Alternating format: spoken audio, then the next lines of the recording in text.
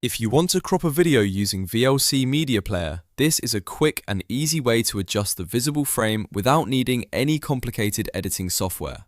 In this tutorial, I'll show you exactly how to open your video, access the crop controls, and set the frame the way you want it. If this video helps, please hit like and subscribe for more simple software tutorials like this. Let's jump in.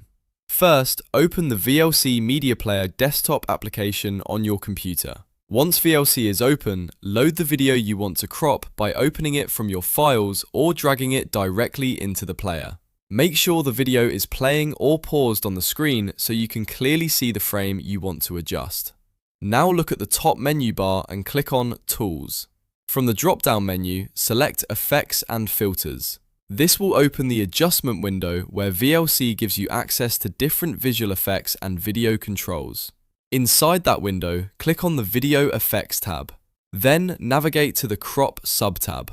This is the section where you can manually trim the edges of the video frame by entering pixel values.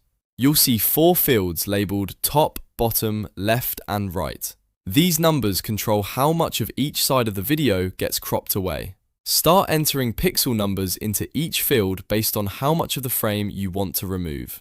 As soon as you type in the values, you should instantly see the video frame adjust in the background, which makes it much easier to fine-tune the result.